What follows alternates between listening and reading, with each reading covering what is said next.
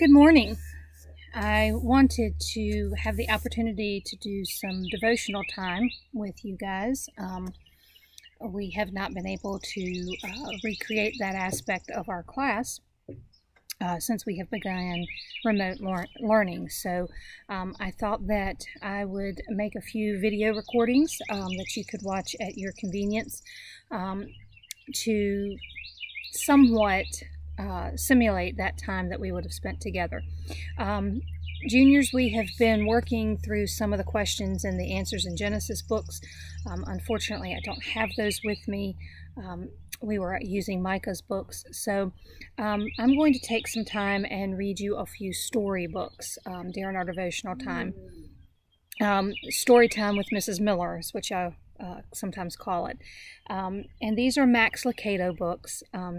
And they're written for children, but there are very strong spiritual truths embodied within these stories. And so I encourage you, as you are listening to each one of these videos, each one of these stories being read, I encourage you to think about, what is God trying to tell me through Max Lucado and this story? What spiritual truth is there? So the first one I'm going to read to you is Because I Love You. Because I Love You. And I think I may have read this one to you before, but this one to me is probably the best one he's ever written, and has the strongest spiritual truth in it. And so I'm going to spend some time reading it to you again. Because I Love You by Max Lucado.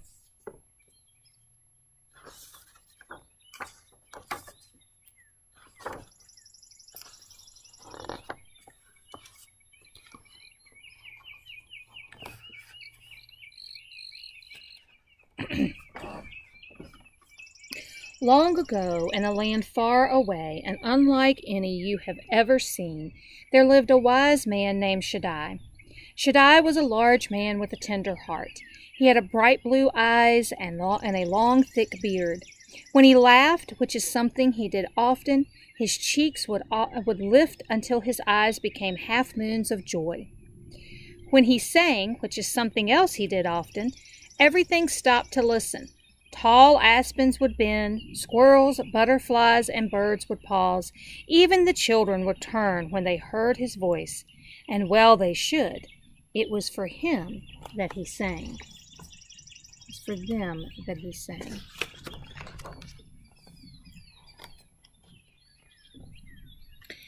And for the children, Shaddai had built a wonderful village. It was more than any child could dream. The children plunged into the sky-blue pond. They squealed as they soared high in the swings. They squealed as they soared high on the swings hung from the apple tree branches. They scampered through the meadows and giggled in the orchards. The sun never seemed to set too early, and the cool night sky always brought a quiet peace. And most of all, Shaddai was always near. When Shaddai wasn't in the meadow with the children or in the orchards with the children, he was in the workshop with the children. They loved to be with him while he worked. They loved to smell the sawdust, hear him sing, and watch him carve a chair out of a log or make a table out of a tree. They would gather around him and take turns pressing their tiny hands flat against his great big one.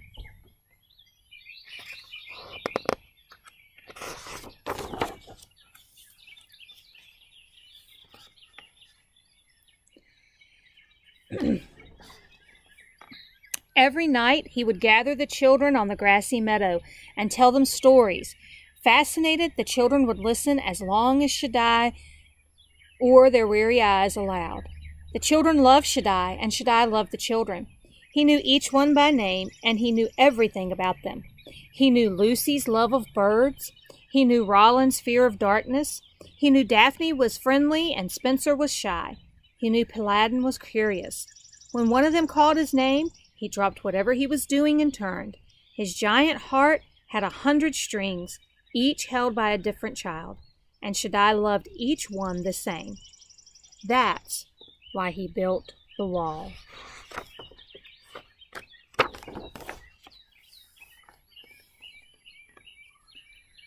The wall was a high stone fence surrounding the village. Shaddai had built it rock upon rock. The wall was so tall it stood high above Shaddai.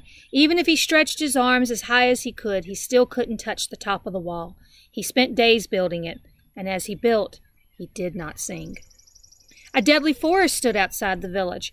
As Shaddai built the fence, he would often pause and look into the shadows beyond. Cruel thorns and savage beasts and hidden pits filled the dark forest. It was no place for the children Shaddai loved. Beyond the wall is danger, he would tell the children in solemn tones.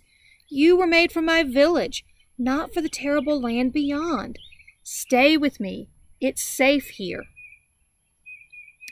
But in his heart, he knew it was only a matter of time.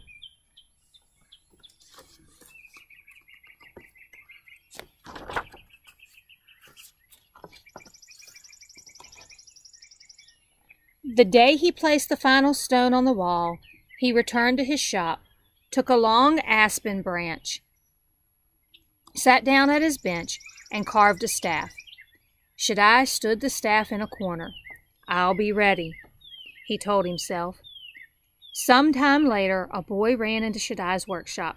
The sandy-haired child with searching eyes and restless energy brought the maker both joy and concern. Shaddai! In one motion, the maker dropped his hammer and turned. What is it, Paladin? The boy spoke in spurts as he gasped for air. The wall! I found a hole! It's a big opening, sir! The boy's hand stretched to show the size. Someone could crawl through it!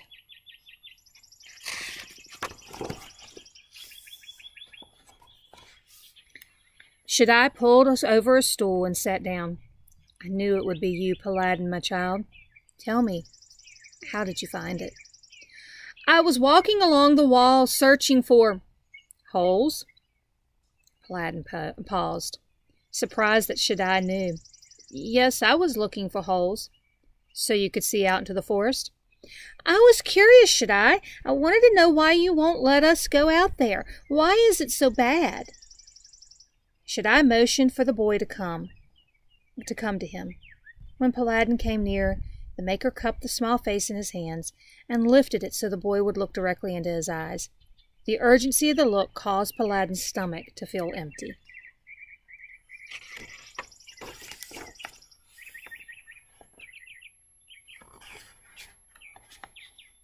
Paladin, listen to me. The lands out there are not for you. They're not for me. Our journey into the forest will hurt you. You were not made for those lands. Let your feet carry you to the many places you can go, not to the one place you can't. If you leave here, you will not find the way back. Paladin spoke softly. You will fix the hole then? No, Paladin. I created the hole because I love you so much. But you just said you don't want us to leave. I don't want you to leave. I want you to stay with me. But I did make the opening when I built the wall. But if you don't fix it, said Paladin, the children might leave. I know, Paladin, but I want the children to stay because they want to, not because they have to.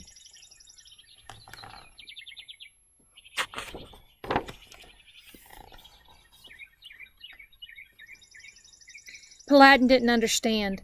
Uncomfortable, he turned to leave. He needed to think about what Shaddai had said. As he entered the sunlight, he looked back into the shop. There sat Shaddai, leaning backward, still watching. Paladin was confused. Part of him wanted the safety of Shaddai's shop, while another part drew him toward the fence. He looked again into the shop.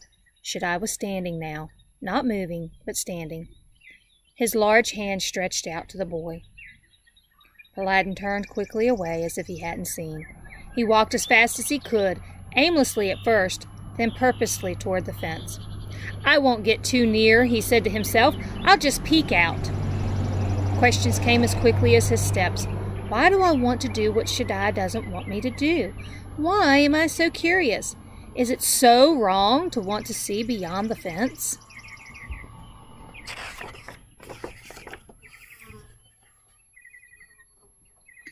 By now, Paladin was at the hole. Without stopping to think, he lay on his stomach and squirmed through just far enough to stick his head out the other side. I'll just take a quick look, he told himself. What could be wrong with that? Shaddai said he made the hole because he loved us. I wonder what he's keeping from me. As if his knees were moving on their own, Paladin crawled farther. Soon he was through the hole and on the outside of the wall. He rose slowly to his feet. For several months he didn't move. He wondered if something would come out of the trees to hurt him. Nothing did. He relaxed his shoulders and sighed. It's not so bad, he said.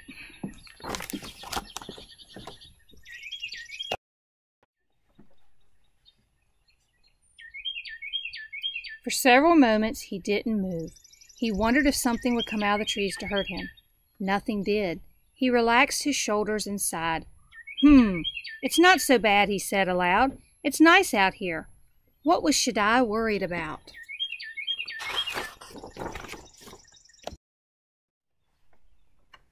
Paladin began walking into the forest.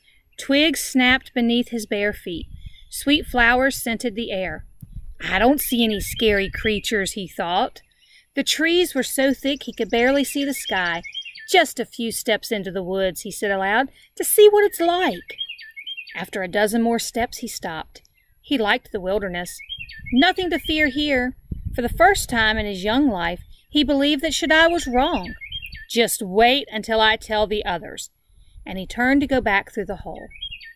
But the hole was gone.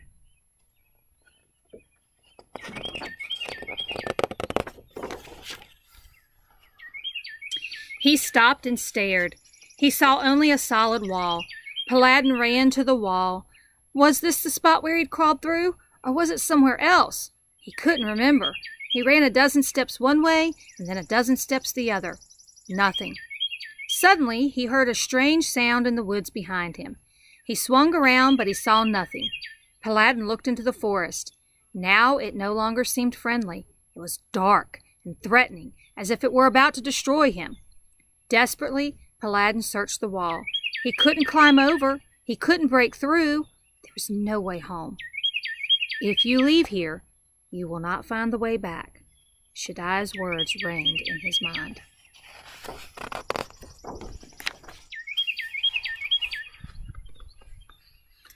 The boy's eyes were wide with fear. He sat on the ground and hugged his knees to his chest and began to cry.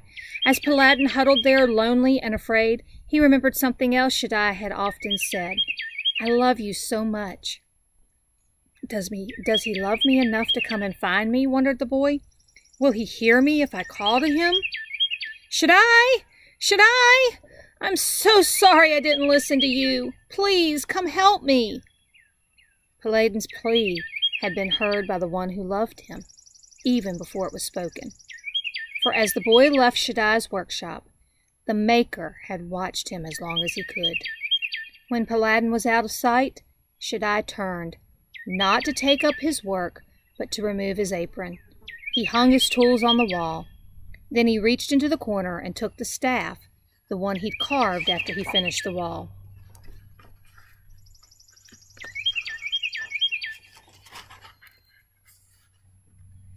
Even before Paladin had reached the wall, Shaddai had left the shop.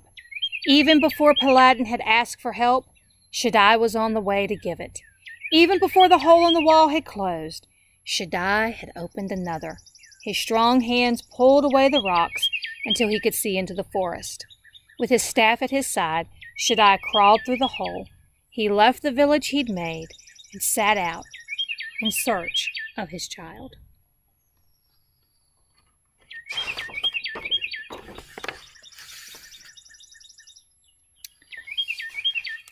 You know, there are so many good spiritual truths in this book. Obviously, Shaddai represents Christ. Paladin and the children represent us.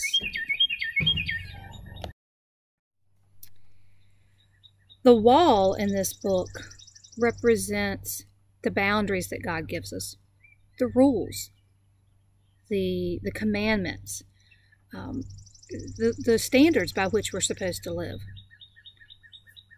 And one of the main truths about this book is that God doesn't give us that wall. He doesn't give us those boundaries, those standards to restrict us or to hold us in. If Shaddai had built the wall to hold everybody in, there wouldn't have been a hole in it to begin with. He built the wall to protect. God gives us our standards. He gives us these rules that we have to live by to protect us. And we have to choose to accept that protection. That's why there's a hole there.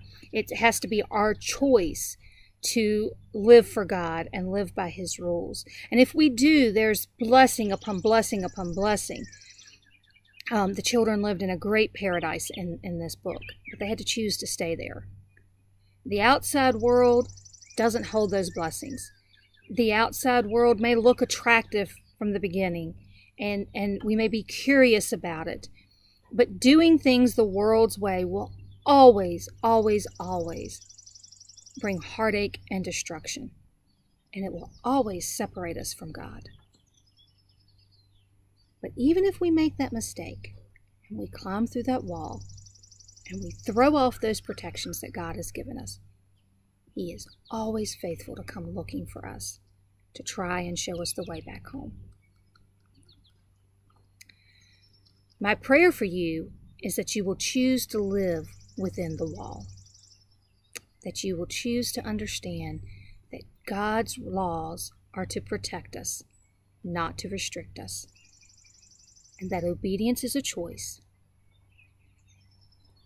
And my prayer is that you will make the choice to obey God. If you've already climbed through that wall, my prayer is that you will allow God, that you will cry out to Him and allow Him to come and find you and show you the way back home. Let's pray together. Precious and Heavenly Father, I thank you for the opportunity to spend time with my students today, to share this truth with them. Lord, I thank you that we can find your truth in so many places, Lord. Obviously, the Bible contains your truth, Lord, but that we can communicate it to small children or to students of any age in a simple story, in an analogy. Lord, I thank you that your truth reigns supreme. And I thank you for your protection and the way that you love us. Lord, I ask that you'll be with each one of us today. If there's any student that has already climbed through that wall, Lord, I ask that you will help them to call out to you and to accept your love and your forgiveness when you find them, and allow you to show them back home. In Jesus' precious and holy name, amen.